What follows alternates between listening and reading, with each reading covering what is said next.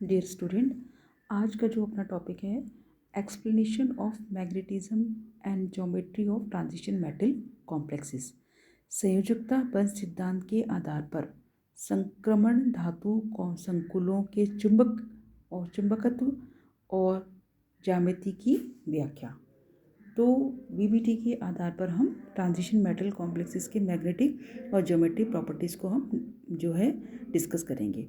तो valency bond theory के आधार पर ट्रांजिशन मेटल कॉम्प्लेक्सेस की जो और इसकी मैग्नेटिक की प्रॉपर्टी को हम आसानी से क्या कर सकते हैं, एक्सप्लेन कर सकते हैं।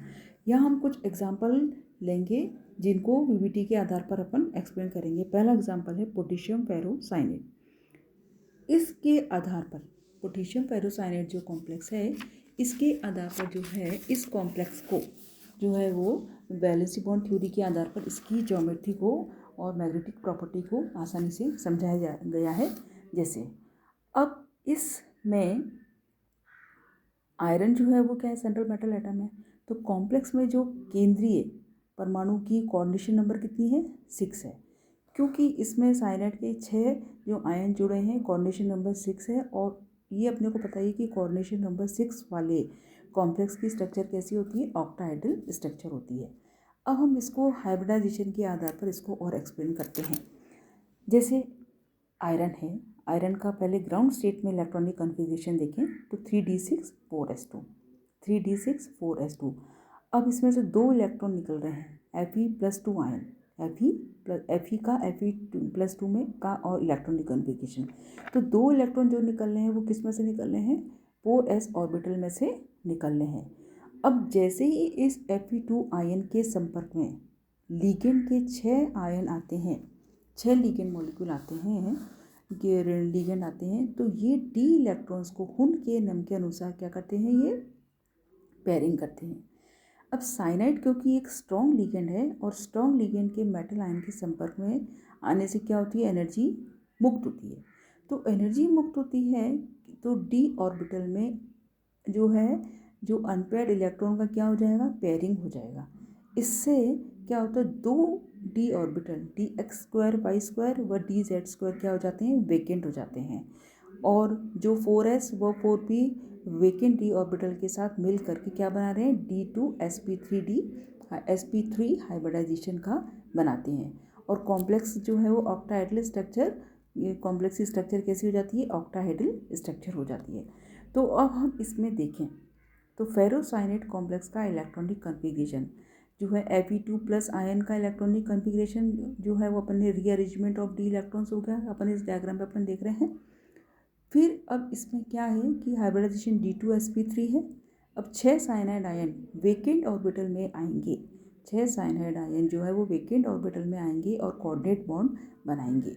तो इस प्रकार से ये जो कॉम्प्लेक्स बन रहा है आयरन का साइनाइड के साथ, इस कॉम्प्लेक्स को जो है वो इस डायग्राम में अपने को उसको एक्सप्लेन किया गया है। जो कॉम्प्लेक्स है हम इस डायग्राम में देखें तो ये Fe जो है वो 6 साइनाइड आयन से ऑक्टाहेड्रल आकृति में विद बॉन्ड एंगल 90 डिग्री के अनुसार जो है, और इसकी स्ट्रक्चर कैसी है, और इसमें 4 नेगेटिव आयन है। अब पोटेशियम फेरीसाइनेट, ये तो पोटेशियम फेरोसाइनेट की बात हो गई। अब इसी प्रकार से हम पोटेशियम फेरीसाइनेट की बात करें, इसमें क्या होगा, आयरन जो है +3 ऑक्सीडेशन स्टेट में है। आयरन क्या है, इसमें +3 ऑक्सीडेशन स्टेट में है। और इसके क्या हो, D5 विन्यास में एक अनपेयर्ड इलेक्ट्रॉन है। तो इसका बिहेवियर कैसा होना चाहिए, जो अनुचुंबकीय होना चाहिए, अनुचुंबकीय। और वास्तव में ये यौगिक अनुचुंबकीय की तरह ही क्या होता है, बिहेव करता है। और इस कॉम्प्लेक्स के मैग्नेटिक मोमेंट का मान भी एक अनपेयर्ड इलेक्ट्रॉन के अनुरूप ही होता है। अनुचुंबकीय मीन्स इसमें अनपेयर्ड इलेक्ट्रॉन, और इसके मैग्नेटिक मोमेंट की वैल्यू भी कितनी होती है, इसमें अनपेयर्ड इलेक्ट्रॉन के अनुसार ही होती है।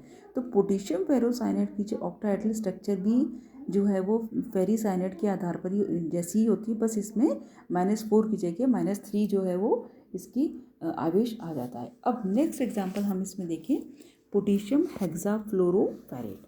पोटेशियम हेक्साफ्लोरोफेरेट में क्या है, ये एक हाई स्पिन कॉम्प्लेक्स का एग्जांपल है। इसमें आयरन जो है +3 ऑक्सीडेशन स्टेट में है। अब इसमें हम इसकी तुलना जो है K3FeCN से अपन कर सकते हैं, जिसमें Fe3+ आयन के साथ Cn आयन जो है, साइनाइड जो लिगेंड के स्थान पर fluoride ion ligand coordination bond बना रहे हैं। लेकिन इन दोनों कॉम्प्लेक्सेस में क्या है, बहुत अंतर है। क्यों, इनके मैग्नेटिक मोमेंट से हमको पता है। तो कॉम्प्लेक्स जो होता है K3FeCN6 का मैग्नेटिक मोमेंट एक अनपेयर्ड इलेक्ट्रॉन जैसा होता है, जबकि K3FeF6 का एक क्या होता है मैग्नेटिक मोमेंट जो 5 अनपेयर्ड इलेक्ट्रॉन के जैसा होता है। तो हम जानते हैं कि Fe3F+ में अनपेयर्ड इलेक्ट्रॉन की संख्या 5 होती है, जबकि जैसे इसके साइनाइड जैसे जो स्ट्रॉन्ग लिगेंड आती हैं तो एनर्जी मुक्त होती है और हुन के अनुसार इनका जो है पेयरिंग हो जाता है। इसके विपरीत क्या होता है Fe3+ आयन के संपर्क में यदि फ्लोराइड जैसा वीक लिगेंड, फ्लोराइड क्या है वीक लिगेंड है, वो उसके संपर्क में आएगा तो डी ऑर्बिटल्स के इलेक्ट्रॉन का क्या हो जाता है पेयरिंग के लिए पर्याप्त एनर्जी नहीं मिल पाती और ये पांचों इलेक्ट्रॉन क्या हो जाते हैं अनपेयर्ड अवस्था में ही रहते हैं। और ऐसी स्थिति में क्या होता है कि आयरन 4D कक्षकों के उपयोग से sp3d2 संक्रमण हाइब्रिडाइजेशन करके ऑक्टाहेड्रल आकृति आकार में 6 रिक्त ऑर्बिटल उपलब्ध करता है, जो कि 6 फ्लोराइड आयन के से इलेक्ट्रॉन युग्म ग्रहण करके FeCN6 3 नेगेटिव जैसी आकृति में FeF6 जो है 3 नेगेटिव कॉम्प्लेक्स का निर्माण करते हैं। तो पोटेशियम हेक्साफ्लोरो जो है वो हेक्साफ्लोरोफेरेट, इसकी जो स्ट्रक्चर जो होती है वो इस प्रकार से होती है। अब इसमें हम देख रहे हैं कि ये कैसा, क्योंकि इसमें अनपेयर्ड इलेक्ट्रॉन है तो इसमें क्या होता है अनुचुंबकीय गुण होता है और अनपेयर्ड इलेक्ट्रॉन की संख्या 5 होने के कारण मैग्नेटिक मोमेंट का मान भी इसमें क्या होता है बहुत अधिक होता है, क्योंकि इसमें अनपेयर्ड इलेक्ट्रॉन कैसे 5 अनपेयर्ड इलेक्ट्रॉन हो गए और इसकी मैग्नेटिक मोमेंट की वैल्यू भी क्या होती है बहुत अधिक होती है। अब इसी के अंतर्गत हम क्या है हम नेक्स्ट एग्जाम्पल देखें जो हेक्सा अमीन कोबाल्ट 2 क्लोराइड। अब इस कॉम्प्लेक्स में कोबाल्ट आयन +2 ऑक्सीडेशन स्टेट में है। कोबाल्ट 2+ का इलेक्ट्रॉनिक कॉन्फ़िगरेशन 3d7 होता है। वही होन्स की रूल के अनुसार इलेक्ट्रॉन का पेयरिंग होगा D2sp जो हाइब्रिडाइजेशन की तो पॉसिबिलिटी नहीं होती हैगी।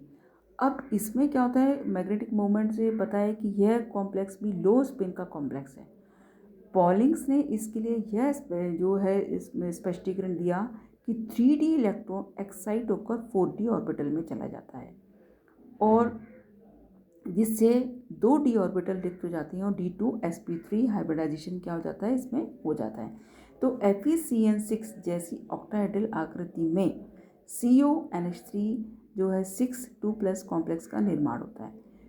अब इसमें भी हम देखें क्योंकि एक अनपेयर्ड इलेक्ट्रॉन 4D ऑर्बिटल में चला जाता है और थोड़ी सी ऊर्जा देकर ही इस इलेक्ट्रॉन को एक मॉलिक्यूल से हम इसको सेपरेट कर सकते हैं। तो इस कारण इस कॉम्प्लेक्स का बिहेवियर कैसा हो जाता है रिड्यूसिंग बिहेवियर हो जाता है। तो इस पर जो इस कॉम्प्लेक्स का फॉर्मेशन हम देखें कोबाल्ट का इलेक्ट्रॉनिक कन्वीनियंस देखें 3D जो है वो 27 है और 3D8 3D6 7 8 4s2। अब +2 में से 2 इलेक्ट्रॉन निकल जाएंगे, ठीक है, और इसका कॉन्फ़िगरेशन किस टाइप का हो जाएगा ये है इसमें अमोनिया लिगेंड जुड़ेंगे और इसमें D2sp3 हाइब्रिडाइजेशन हो रहा है और 6 अमोनिया के साथ इस प्रकार के कॉम्प्लेक्स का निर्माण हो रहा है। तो D2sp3 हाइब्रिडाइजेशन के आधार पर इस कॉम्प्लेक्स की आकृति भी FeCN6 के समान ही ऑक्टाहेड्रल होती है, क्योंकि मॉलिक्यूल में एक अनपेयर्ड इलेक्ट्रॉन है। इस मॉलिक्यूल में क्योंकि एक अनपेयर्ड इलेक्ट्रॉन है तो एक अनपेयर्ड इलेक्ट्रॉन के अनुरूप इसमें अनुचुंबकीय गुण पैरामैग्नेटिक जो है प्रॉपर्टी पाई जाती है। अनपेयर्ड इलेक्ट्रॉन के नाभिक से अत्यंत दूर होने के कारण यह इलेक्ट्रॉन जो होता है आसानी से क्या त्याग देता है और एक प्रबल जो रिड्यूसिंग एजेंट की तरह ये भी जो कॉम्प्लेक्स है बिहेव करता है। तो ये हमने कुछ एग्जाम्पल वैलेंसी बॉन्ड थ्योरी के आधार पर कुछ कॉम्प्लेक्सेस के एग्जाम्पल लिए ट्रांजिशन मेटल कॉम्प्लेक्सेस की उनकी मैग्नेटिक प्रॉपर्टी और ज्योमेट्री को अपन ने उसको डिस्कस किया और इसके आधार पर हम वैलेंसी बॉन्ड थ्योरी के आधार पर किसी भी कॉम्प्लेक्स की मैग्नेटिक और प्रॉपर्टी और ज्योमेट्रिकल को आसानी से अपन उसको जो है डिस्क्राइब कर सकते हैं। पहले तो जो भी कॉम्प्लेक्स है हमें उसका इलेक्ट्रॉनिक कॉन्फ़िगरेशन, फिर उसमें से जो लिगेंड है वो स्ट्रॉन्ग फील्ड लिगेंड है, वीक फील्ड लिगेंड है, क्या हाइब्रिडाइजेशन है, उसके आधार पर हम इसके मैग्नेटिक और ज्योमेट्रिकल प्रॉपर्टी को आसानी से डिस्क्राइब कर सकते हैं। Thank you.